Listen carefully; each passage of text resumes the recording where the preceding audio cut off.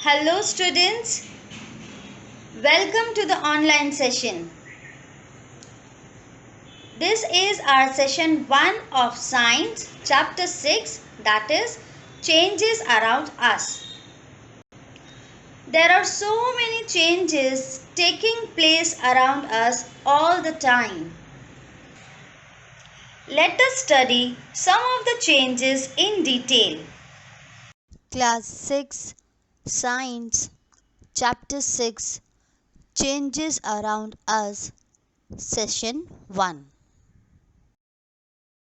First of all, we will understand what do you mean by changes. Changes take place around us all the time. Change is a continuous process. It is the law of nature. Change means the act which brings difference in the form of the material or thing.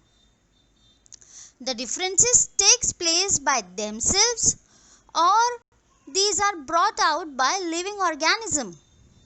So, let's take a look at some common changes happening around us. All of us were born as a small baby. Then our body grows, our weight increases, our height increases, and after passing all the stages of life, we finally reach old age stage. In fact, during our entire life, our hair and nail keeps on growing, right? So what kind of change is this? This is change in size. Similar in the case of plants and animals also. A small seed which we sow in soil turns into a plant, and that plant turns into a huge tree. The summers are really hot, whereas the winters are really cold. What kind of change is this? This is change in temperature. In fact, change in temperature is observed on day-to-day basis. Some days are really hot, whereas others are not. In summer, the days are quite hot, whereas the nights are cool, right? All the planets of our solar system are continuously revolving around the sun. We know that, right? What kind of change is this?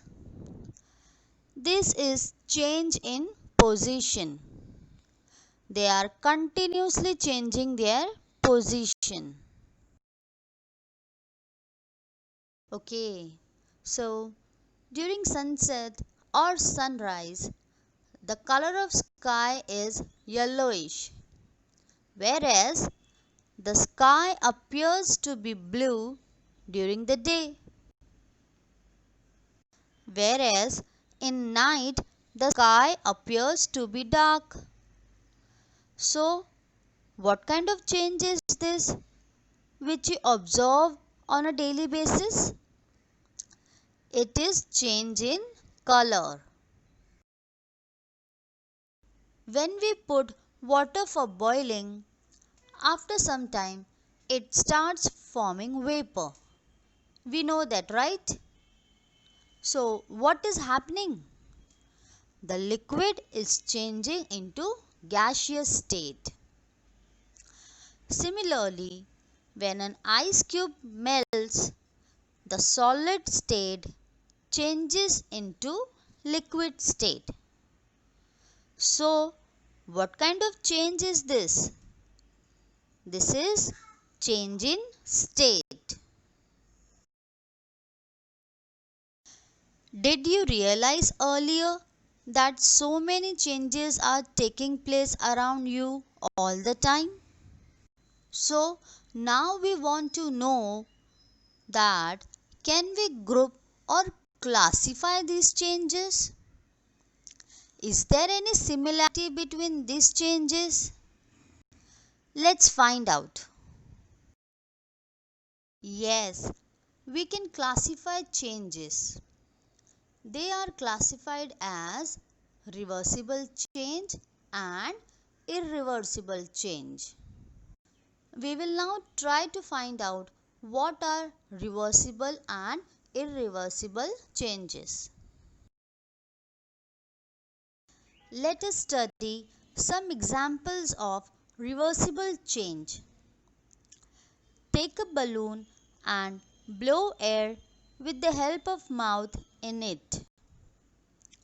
Care should be taken that it does not burst. You will notice that the balloon changes its shape and size.